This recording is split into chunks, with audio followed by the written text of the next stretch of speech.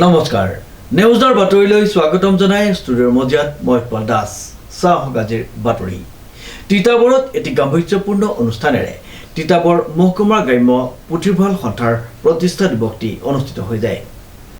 তিতাবৰ মহকুমাৰ গ্ৰাম্য পুথিভঁৰাল সন্থাৰ প্ৰতিষ্ঠা দিৱস সদৌ অসম গ্ৰাম্য পুথিভঁৰাল সন্থাৰ অধীনস্থ তিতাবৰ মহকুমাৰ গ্ৰাম্য পুথিভঁৰাল সন্থাৰ প্ৰতিষ্ঠা দিৱস মৰিয়নি অঞ্চলৰ নকছাৰী এৰা গাঁৱৰ অৰুণোদয় পুথিভঁৰাল যুৱ মণ্ডল সামূহিক কেন্দ্ৰৰ আতিথ্যত দিনজোৰা বিস্তৃত কাৰ্যসূচীৰে অনুষ্ঠিত কৰা হয়।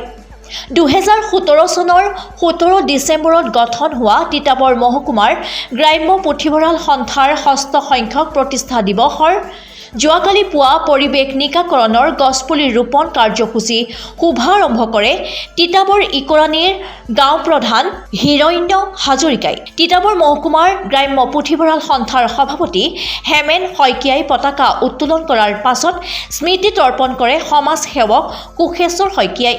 তিতাবৰ মহকুমাৰ গ্ৰাম্য পুথিভঁৰাল সন্থাৰ সভাপতি হেমেন শইকীয়াৰ সভাপতিত্বত আৰু সম্পাদক বিতুল গগৈয়ে উদ্দেশ্য ব্যাখ্যা কৰা সভাৰ আঁত ধৰে সন্থাৰ উপদেষ্টা ঘন লাহনে। বহু সংখ্যক গ্ৰন্থপ্ৰেমী আৰু পঢ়ুৱৈসহ স্থানীয় ৰাইজ উপস্থিত থকা সভাত তিতাবৰৰ বিশিষ্ট সাংবাদিক প্ৰসেনজিৎ ৰাজখোৱা প্ৰমুখ্যে জ্যেষ্ঠ সাংবাদিক লেখক বিমান শইকীয়াই সন্মানিত অতিথিৰূপে উপস্থিত থাকি ভাষণ প্ৰদান কৰে। অৰুণোদয় পুথিভঁৰাল যুৱ মণ্ডল সামূহিক কেন্দ্ৰৰ সভাপতি পদ্ম গগৈ, উপদেষ্টা গণেশ গগৈ, শিক্ষক ডক্টৰ অখিল কুমাৰ গগৈ প্ৰমুখ্যে বিষয়ববীয়াসকলৰ উপৰিও স্থানীয় বহুসংখ্যক গণ্যমান্য বিশিষ্ট ব্যক্তিয়ে অংশগ্ৰহণ কৰে। মহকুমা গ্ৰাম্য পুথিভঁৰালৰ প্ৰতিষ্ঠা দিৱস 2017 চনৰ 17 ডিচেম্বৰত এই অনুষ্ঠানটি জন্ম হৈছিল আৰু আমি এই প্ৰতিষ্ঠা দিৱসটি ষষ্ঠ প্ৰতিষ্ঠা দিৱস হিচাপে উদযাপন আজি পবিত্ৰ ক্ষণত বা পবিত্ৰ দিনটোত কৰিছোঁ।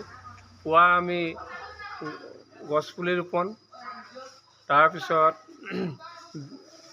পতাকা উত্তোলন, তাৰপিছত শ্বহীদ স্মৃতি তৰ্পণ, তাৰপিছত আমাৰ মুকলি সভাখন আমি আজি অনুষ্ঠিত কৰিলোঁ। এই এটাইবোৰ অনুষ্ঠানতে বা আমাক সকলো কাৰ্যসূচীতে ৰাইজে যি ধৰণৰ সহায় সহযোগ বক্তব্য ৰাখিছে, আমি তাৰ কাৰণে নিজকে ধন্য মানিছোঁ। মহকুমা গ্ৰাম্য পুথিভঁৰাল সন্থা 2017 চনৰ পৰা চলাই থকা হৈছে। বিভিন্ন ঠাইত ইয়াৰ প্ৰতিষ্ঠা দিৱস উদযাপন কৰা হৈছে। আজি আমি মুকলি সভাখন আমি আহি পালোহি এই নকছাৰী এৰা গাঁৱৰ অৰুণোদয় পুথিভঁৰাল আৰু যুৱ মণ্ডলৰ প্ৰেক্ষাগৃহত। আমি ইয়াৰ ৰাইজৰ সহযোগত, ইয়াৰ যিসকল জ্ঞান পিপাসু ব্যক্তি আছে তেখেতসকলৰ আন্তৰিক সহযোগিতাৰ মাজেদি আজি আমি উদযাপন কৰিলোঁ। দিনটো খুব আনন্দৰে আমি সময়খিনি পাৰ কৰিলোঁ। আমি আশা কৰিছোঁ আমাৰ অসমীয়া সমাজখন, আমাৰ গাঁৱৰ যিটো ভেটি আছিলে সেই ভেটিটো সুৰক্ষিত কৰি ৰাখিবৰ কাৰণে আমাৰ যদি গ্ৰন্থ অধ্যয়ন অভিযানটো আমাৰ নতুন প্ৰজন্মৰ মাজত আমি লৈ যাব নোৱাৰোঁ, তেতিয়াহ'লে আমাৰ গাঁৱৰ হয়তো যিটো অস্তিত্ব আছিলে সেইটো আমি ৰক্ষা কৰিব নোৱাৰিম। আমাৰ সমাজ, আমাৰ সংস্কৃতিক আমি ধাৱমান গতিত যিটো আমি আগবাঢ়ি যাব লাগে সেইটোত আমি যাব নোৱাৰিম।